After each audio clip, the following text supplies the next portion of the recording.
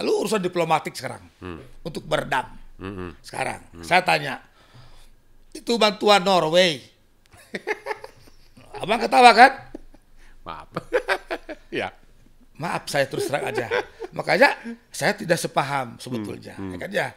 Saya melihat bahwa negara kita ini tanda petik kurang berdaulat. Ya, selalu ada pressure gitu ya. Sama LSM aja takut. Para pejabatnya. Oke. Maaf ya para pejabat nih.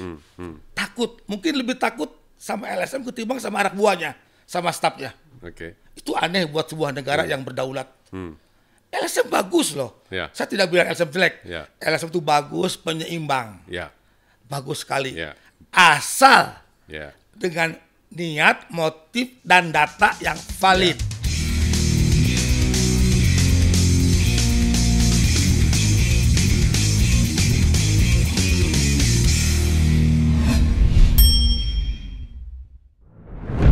Saya Togar Sitanggang, kembali kita bertemu di dalam episode Tagar Togar Podcast. Dan sebelum kita berbincang-bincang dengan Profesor Yanto Santosa, jangan lupa untuk subscribe, like, share, mau dislike juga boleh, siapa tahu. Enggak, dislike-nya bukan saya tapi Prof gitu ya. Sorry Prof. Betul. Apa kabar Prof? Alhamdulillah baik. Baik ya, Prof. Isu yang selalu menjadi sorotan bagi dunia sawit, penyebab deforestasi. Prof, pendapatnya seperti apa? Sebetulnya saya udah melakukan penelitian di beberapa provinsi. Yang hasilnya menunjukkan untuk di lokasi penelitian tim kami, sebetulnya baik dari segi status maupun ditinjau dari pengertian deforestasi versi asing, sebetulnya tudingan tersebut tidak sepenuhnya benar. Kalau boleh saya buat sebuah perkiraan global dari total mungkin di 7 provinsi. Itu kira-kira 78% sebetulnya bukan deforestasi. Jadi apa? Jadi dia dari segi status memang sudah bukan kawasan hutan, Oke. sehingga per definisi deforestasi Indonesia Ya. jelas-jelas bukan hasil deforestasi. Oke. Dari segi tutupan lahan juga sudah bukan areal berhutan. Oke. Sehingga per definisi asing pun bukan merupakan deforestasi. Nah, ada kemudian sekitar 17% atau 18% yang memang dari areal hutan sekunder. Oke. Maka hutan sekunder ya. Sekunder. Secara fisik ya. Secara fisik, Ya. artinya per definisi asing, maka itu deforestasi Oke. asing. Akan tetapi dari segi status, walaupun tutupan lahannya berupa hutan sekunder, tapi bukan lagi merupakan kawasan hutan. Oke. Sehingga per definisi Republik kita ini, itu pun bukan deforestasi. Nah, definisi definisi deforestasi yang mana sebenarnya kita harus pakai? Sebetulnya dua-duanya bisa dipakai kalau saling memahami. Kalau dipahami. Kalau saling memahami. Iya. Kalau kita menggunakan hutan, kata-kata hutan pun sesungguhnya asing pun tidak fair. Karena hutan sawit tidak dianggap sebagai hutan, area berhutan. Ya, FAO. Sementara Malaysia Ya.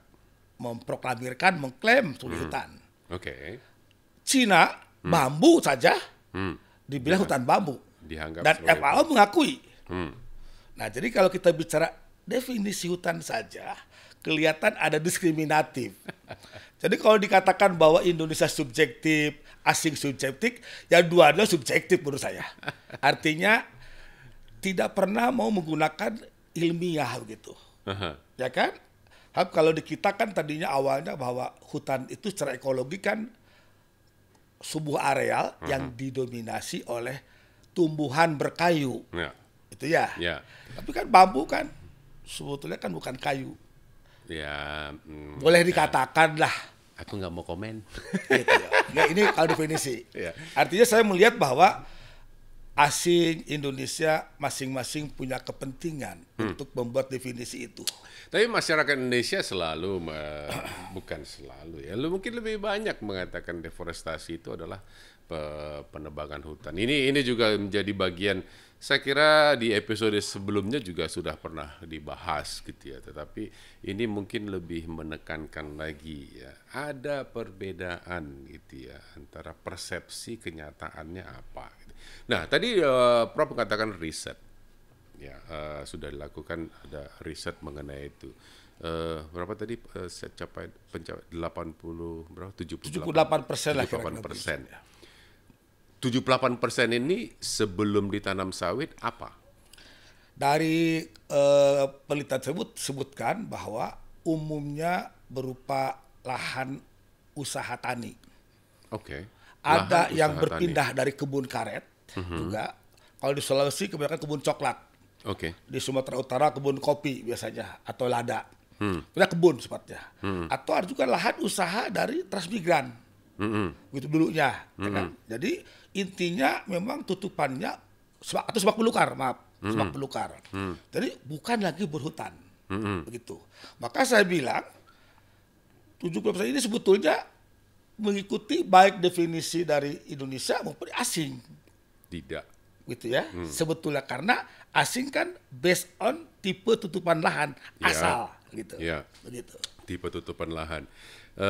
Ini hal yang selalu menjadi ya perbedaan lah menurutnya. Ada saran supaya ini bisa sama antara persepsi dan kenyataan antara satu definisi hutannya atau definisi deforestasinya supaya kita tidak sembarang mengatakan penyebab deforestasi. Kalau kita tanya maksudnya deforestasi apa juga nggak tahu kan gitu ya. Oke. Ya, ada saran, sumbang Oke, saran pertama mungkin? Ya. ada istilah lain yang boleh dikatakan saudaranya deforestasi, yaitu degradasi. Degradasi. Tadi yang sebut Bang Togar dengan penebangan pohon. Yang dilakukan Indonesia sejak tahun 67 ketika investasi asing masuk dengan sebutan HPH. Saat itu tahun 70-an lah. Itu kan namanya penebangan pohon terencana. Penebangan Pohon terencana. Karena disetujui oleh negara. Ya. Jatah tebangannya. Sampai sekarang. Ya kan? Ya. Nah, sekarang masih ada. Hanya beda istilah saja. Ya. Itu sebetulnya bukan deforestasi. Hmm. Karena dia hanya menebang sebagian kecil dari pohon-pohon yang ada. Itulah disebut dengan degradasi. Itu. Tapi Tetap berhutan, ya kan? Kemudian hanya beberapa pohon hilang. beberapa. Pohon hilang. Sesuai jatah tebangan. Oke. Jangan dibayangkan bahwa hutan alam tebang habis. Oke. Jangan dibayangkan. Memang saya tahu, jangankan teman-teman di asing, teman-teman kolega saya mungkin di ITB atau di Unpad atau UGM, maaf UGM ada kehutanan, yang nggak ada kehutanan. Ya. Bayangan mereka ketika saya ajak ke hutan itu ditebang habis, sampai bersih. Tidak. Di hutan alam itu tidak pernah ada sistem silvikultur tebang habis. Yang ada tebang pilih. Tebang jalur. Intinya hanya sebagian pohon yang layak tebang aja yang ditebang. Dengan izin negara jatah tebangannya. Kenyataannya semua seperti itu. Kenyataan mungkin ada penyimpangan-penyimpangan. Karena di dunia manapun juga ketika aturan dibuat ada yang taat, ada yang melanggar. Ya. Memang kalau Bang Togar lihat fakta, sekarang HP-nya udah pada hilang. Artinya apa? Dengan berbagai kemungkinan kejadian, entah mungkin perusahaan yang nakal, entah ikut campur masyarakat sekitar, illegal logging dan sebagainya, atau yang nakal pengusahanya, banyak area HPH yang berubah sekarang menjadi kebun. Oke. Itu betul. Kalau kita kembali kepada definisi ini ya, ini kan perdebatan yang tiada, ya selalu lebih banyak juga anak-anak muda, ya, generasi-generasi muda ini mengartikan deforestasi seperti yang di sana, kan gitu ya. Sementara kita punya definisi. Di Prof kan ngajar ya di IPB. Ini apakah ini memang terus-menerus saya sih berharap definisi hutan deforestasi itu juga diberikan kepada mahasiswa dong di perkuliahan. Pasti. Pasti. Tapi kenapa kadang mereka ini yang juga tidak mau mengerti, lebih memilih deforestasi itu sebagai kalau ada sawit berarti deforestasi. Kan gitu. Ya pertama mungkin kehebatan dari kelompok anti sawit yang kampanye besar-besaran, sehingga seperti sudah melembaga dalam konteks pemikiran, telah merasuk dalam bahasa agamanya begitu ya. Nah mungkin kalau kami di IPB, pasti UGM dan lain-lain, saya yakin bahwa apa arti hutan, apa arti deforestasi. Tapi apakah ini hanya kepada mahasiswa kehutanan saja? Dipastikan. Nah, betul. Mahasiswa yang lain? Wah, mungkin di ekonomi mungkin tidak ada acara detail mungkin. Ya, tapi ini yang bagus Bang. Mungkin kami akan usulkan menjadi mata kuliah dasar. Ya. Di seluruh apapun jurusannya. Ya, sebelum penjurusan itu. Betul. Ya. Even di Deplu saya pikir ya, hubungan internasional. Ya. Karena Deplu kan ujung tombak sekarang kita nih di luar negeri. Why not saya pikir. Karena terlalu sering gitu ya mengatakan begini gitu. Saya beberapa kali ngikutin webinar dengan mahasiswa ya, sebagai pembicara, dan saya harus ulang terus-menerus ya, bahwa apa itu deforestasi gitu ya. Yang semestinya pengertian ini kan mereka mahasiswa, ada yang IPB lagi ya, dan kemarin terakhir itu mengenai penggunaan satelit gitu ya. Tetap dalam hal penggunaan satelit yang dilihat adalah deforestasi yang penebangan hutan. Ya, bukan hanya itu saja, tidak dilihat dari status. Ini PR kali ya. Ya, PR. Dan saya pun ketemu dengan dosen ITB, beliau membandingkan hutan ini tahun katakan 90, masih hutan. Lalu tahun 2004 sudah kebun sawit. Itu kan mengatakannya deforestasi. Ya. Aneh banget dalam bahasa ilmiah. Setiap tahun itu kan ada perkembangan penggunaan lahan. Ya kan? Artinya bisa saja 99 memang dia area berhutan, lalu dirubah jadi transmigrasi misalkan, atau berubah jadi kawasan air, lalu karena kurang ekonomis dan sawit ekonomis, dirubah jadi sawit. Tapi itu yang menjadi kalau boleh dilihat, kalau dibuka lagi semua ini, itu muncul terus-menerus kan? Ya. Yang paling sering kita lihat adalah peta tutupan hutan Kalimantan. Ya. Itu yang terus menjadi betul. Betul. Dan itu span-nya 55 tahun. Betul. Jadi tidak pernah terjadi, tidak pernah tahu apa per tahunnya. Kejadian detailnya. Ya, per tahunnya apa? Tiba-tiba hutan menjadi sawit gitu. Betul. Dalam 5 tahun. Nggak peduli mereka yang 5 tahun. Betul. Ini saya nggak tahu, selalu bercoba menjelaskan, kalau boleh saya bilang. Lu kan cuma ngelihat, you only see 5 years span. What is happened for the next year? Yeah. After that, 80 to 81, what happened? Yeah. You're not showing it. Betul. Yeah. Suddenly you are showing 80 to 85, kan? Yeah. Ini yang, dan kalau ditanya begitu ya mereka diam. Dan hati-hati juga Bang. Ya. Undang-undang tata ruang kita memungkinkan perubahan alokasi ruang setiap 5 tahun.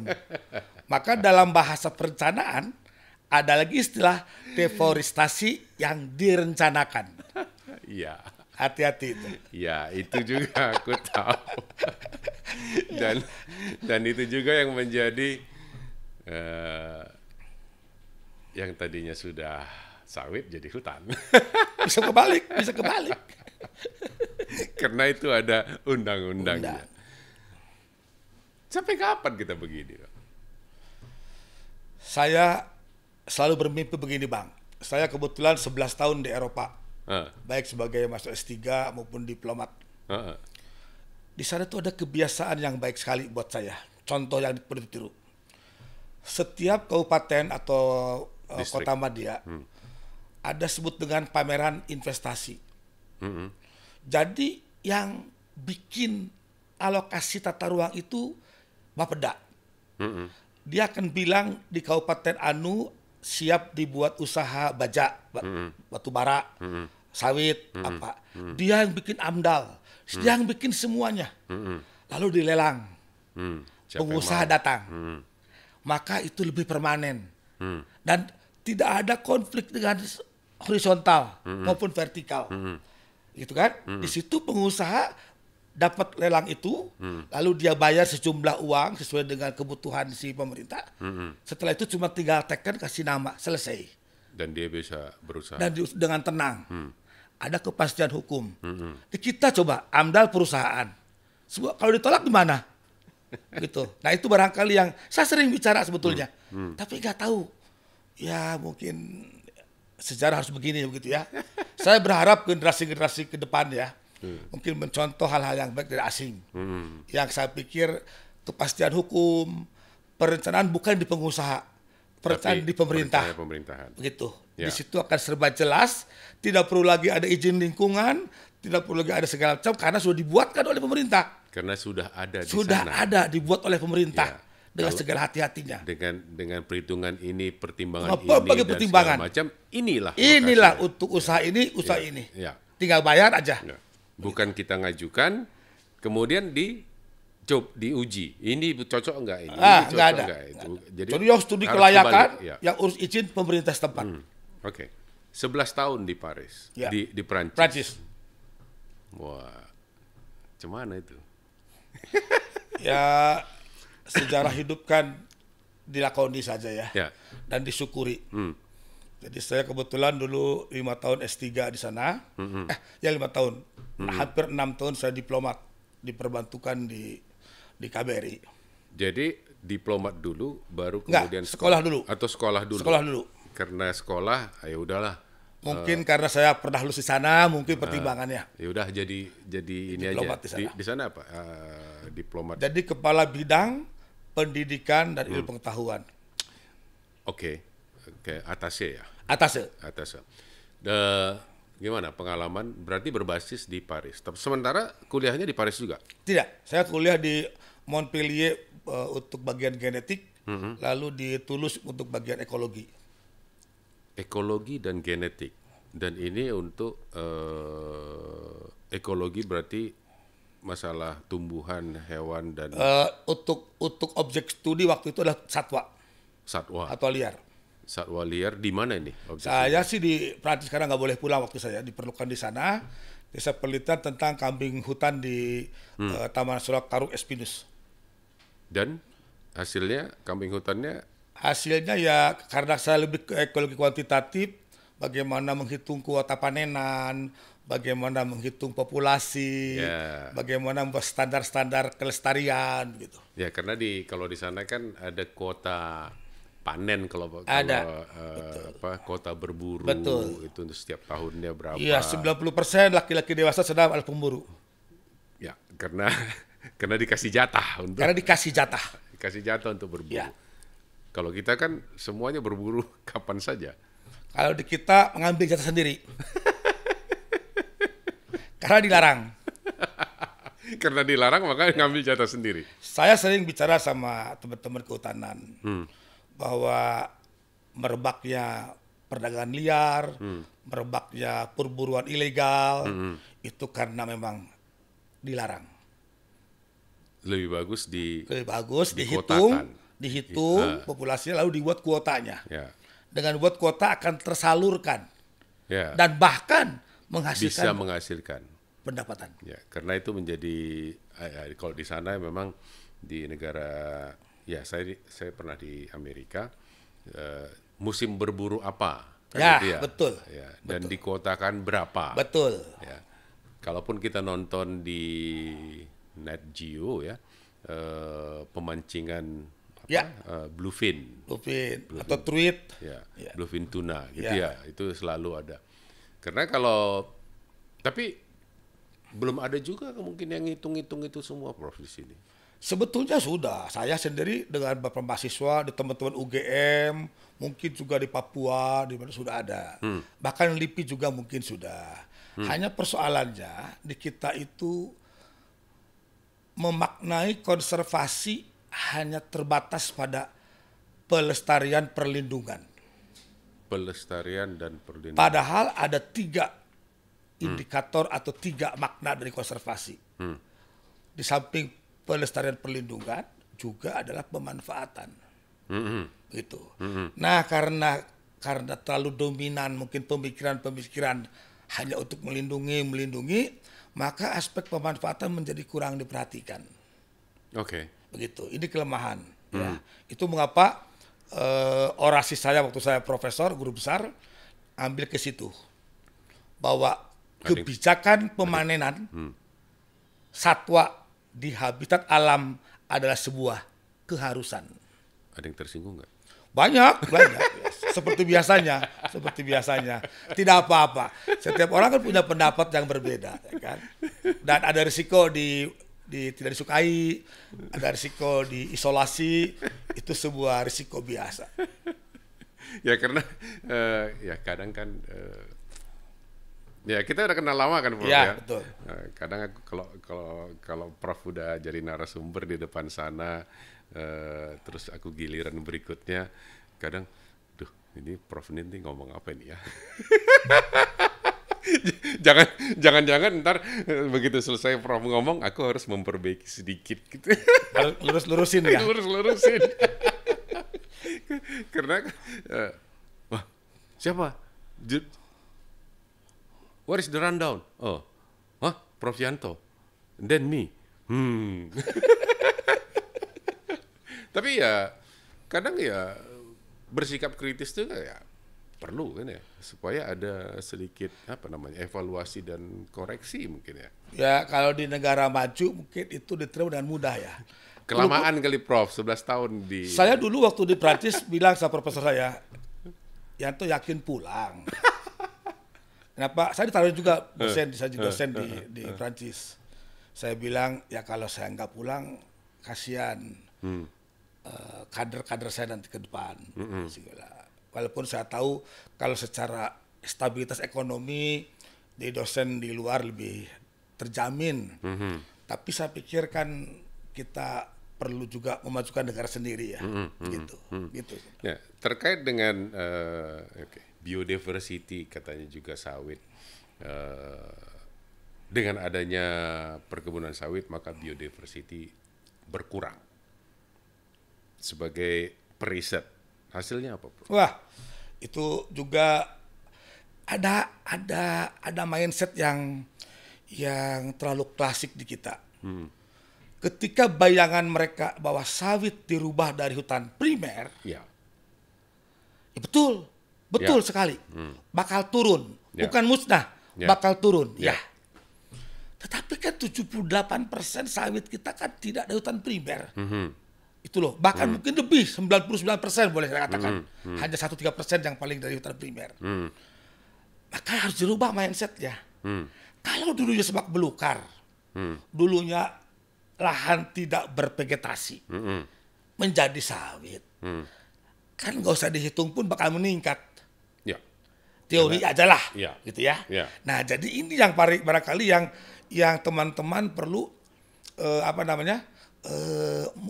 merubah mindsetnya, bahwa sawit itu betul kata teman-teman bagian merupakan reforestasi sebetulnya, dari tidak berhutan menjadi berhutan. Karena bersawit misalkanlah. Ya, sawit adalah pohon. Exactly, boleh dikatakan walaupun kayunya baru ada sekian puluh tahun, ya kan?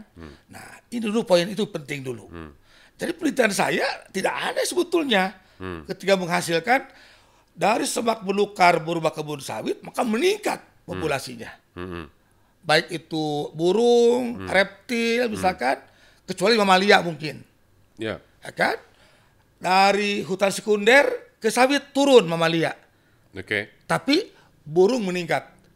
Misalkan. Nah, jadi kami di penelitian kami banyak penelitian itu. Dari berbagai tipe tutupan asalnya berbeda-beda gitu loh. Hasilnya juga berbeda-beda. Nah, jadi tidak ada aksioma kebun sawit pasti menurunkan diversity. Tergantung tutupan asalnya. Tutupan asalnya seperti. Tapi kan karena itu tadi. Nah itu, mindsetnya itu yang harus dirubah. Mindsetnya kan sudah seolah-olah sawit itu pokoknya pohon tinggi-tinggi 20-30 meter, tiba-tiba ada sawit Ya, hilang kan gitu iya ya. betul. Itu 80 sampai 85 petanya in between-nya nggak pernah jelas Nggak kan pernah. gitu. Itu betul. Ya.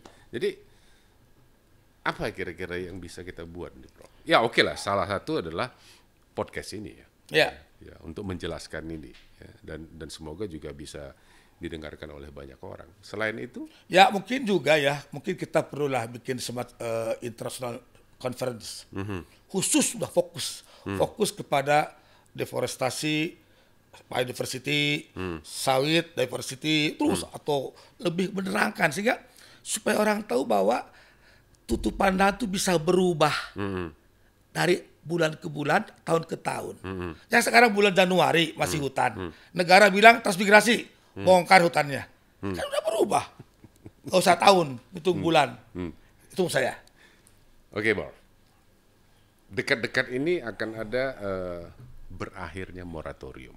Ya, Ya, perizinan dan perizinan sekarang menjadi perizinan dan pembukaan sawit ya. Menurut Prof gimana? maaf ya Bang ya, saya termasuk salah satu warga negara yang tidak satu madhab dalam hal moratorium. Saya merasa prihatin sebetulnya. Kenapa gitu? Kita kehilangan momentum Oke, investasi.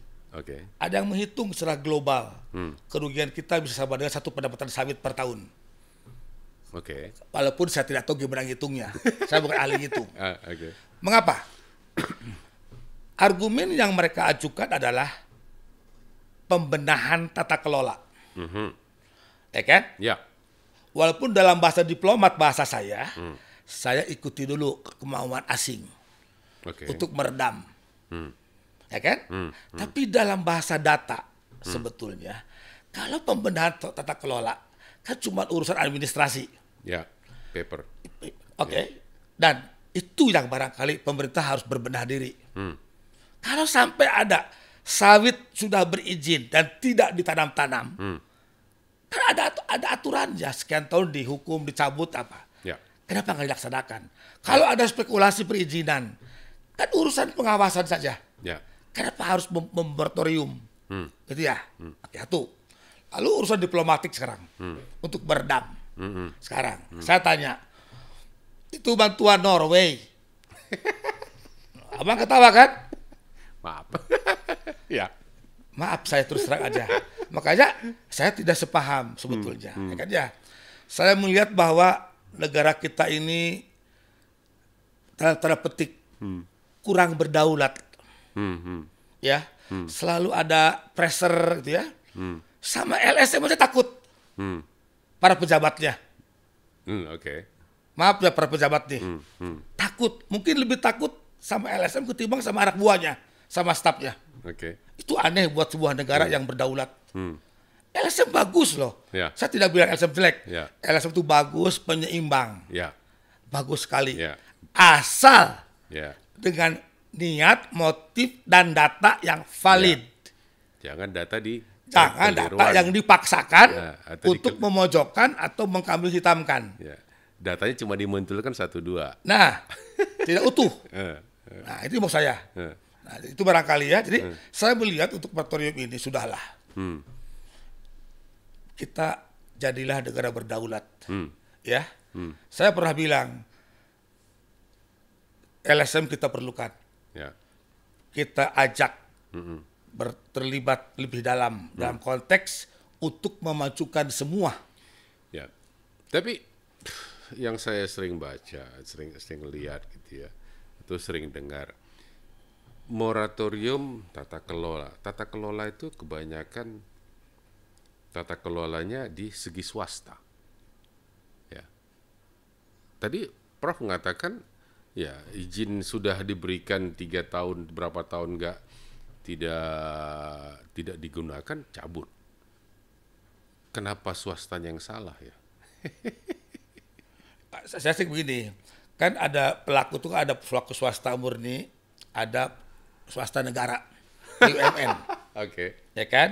Nah, itu juga memang harus diakui ya. Sama dengan kasus kebakaran sebetulnya. Emang yang terbakar cuma kebun swasta. Iya. Ada taman nasional, Ada. ada hutan lindung, hutan negara, ya kan ya. Tapi pertanyaan sekarang, mengapa hajat swasta yang dipersoalkan? Ya itu. Itu kan pertanyaan kan? Nah, saya sering bicara sebetulnya. Harusnya negara jangan diskriminasi. Karena saya memahami kalau di antara swasta mungkin ada sekian persen yang juga tidak baik. Atau kurang baik. Atau mungkin jahat, boleh dikatakan. Ya kita pisah-pisahkan saja. Gitu. Sama ke negara juga yang anti saat Indonesia. Kalian harus tahu, 78% bukan deforestasi. Oke, yang 78 pisahkan siapa saja. Resmi kayak semacam akreditasi gitu loh. Ini perusahaan bebas deforestasi. Maka lancar. Oh, usah dibahas lagi. Yang nakal-nakal ini, ya hukumlah. Silakan. Jadi lebih fair. Gitu kira-kira menurut saya. Karena tapi ya kadang juga satu perusahaan yang berbuat, satu industri yang bersalah kan gitu. Nah, itu yang selalu menjadi persoalan gitu. Banyak kita yang oke, yang sudah lancar, semua dokumentasi oke, tapi ada teman di sebelah tetangga yang bermacam-macam, kita kena. Ya itu nggak tahu dah. Itu pepatah mengatakan ya setitik nila ya, bisa sebelanga. Ya, sebelanga. Baik Prof, terima kasih bincang-bincangnya. Bapak Ibu teman-teman yang sudah menonton, mendengarkan podcast ini, segala sesuatunya perlu dilakukan atau diutarakan atau didebatkan sekalipun harus dengan dukungan data. Ya, tanpa data, ya kalau kita hanya mengatakan saya dengarnya begini, ya saya dengarnya begitu, ya, tidak bisa dikuatkan argumentasi dengan data. Sebenarnya argumentasi itu nggak valid. Tetapi yang kenyataannya adalah kadang argumentasi itu yang dibuat luar biasa seolah itu adalah yang benar. Teman-teman, terutama adik-adik generasi-generasi muda, coba pisahkan suatu statement yang membahana, adakah data di dalamnya? Atau hanya sekedar suatu statement membahana tanpa data-data yang bisa mendukung statement tersebut. Itu yang harus kita challenge bersama. Terima kasih Prof sudah hadir. Makasih juga. Terima kasih sudah mendengar dan menonton podcast ini. Jangan lupa sekali lagi subscribe dan like atau dislike ya. Seperti saya bilang tadi, dislike saya atau dislike saya gitu ya. Dan bagikan ke teman-teman ataupun saudara-saudara handai tolan yang lain jika memang Anda merasa bahwa informasi yang didapat untuk episode ini ataupun episode-episode yang lain dalam podcast saya bisa memberikan pencerahan mengenai apa yang terjadi di dunia perkelapa-sawitan Indonesia untuk saat ini. Sampai jumpa pada episode mendatang. Salam.